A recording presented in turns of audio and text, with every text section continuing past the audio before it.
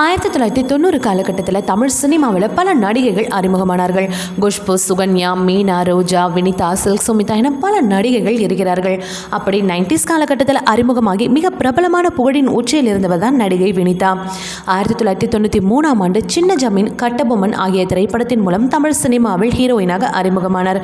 குறிப்பாக கட்டபொம்மன் படத்தில் பிரியா பிரியா என்ற பாடலின் மூலம் மிக பிரபலமானார் வனிதா. தொடர்ந்து பெரிய குடும்பம், வியட்நாம் காலனி, புதுநிலவு, கருப்பு ரோஜா, வீர தாலாட்டு, சிவப்பு நிலா, வானத்தை போல போன்ற பல முன்னணி கதாநாயகர்களுடன் சில படங்களிலும் நடித்தார். நல்ல பிரபலமாக இருக்கும் பொழுது வினிதா 2003 ஆண்டு ஒரு பாலியல் பிரச்சனையில் சிக்கினார். இவர் பாலியல் தொழில் செய்வதாக போலீசார் இவரை கைது செய்தனர். அதன் பிறகு குற்றமற்றவர் என்று நீதிமன்றத்தில் தீர்ப்பாகி வெளியே வந்தார்.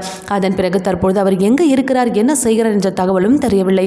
ஒரு காலகட்டத்தில் ஓஹோ என்று வருவார் என்று தமிழ் சினிமாவில் முக்கிய இடத்தை பிடிப்பார் என்றும் எதிர்பார்த்த பல கதாநாயகர்கள் ஒரு சில காலகட்டத்திற்கு பிறகு தெரிந்த இடம் தெரியாமலே போய்விட்டார்கள். நடிகை வினிதாவின் புகைப்படம் தாங்க இணையத்தில் வைரலாகி வருகிறது.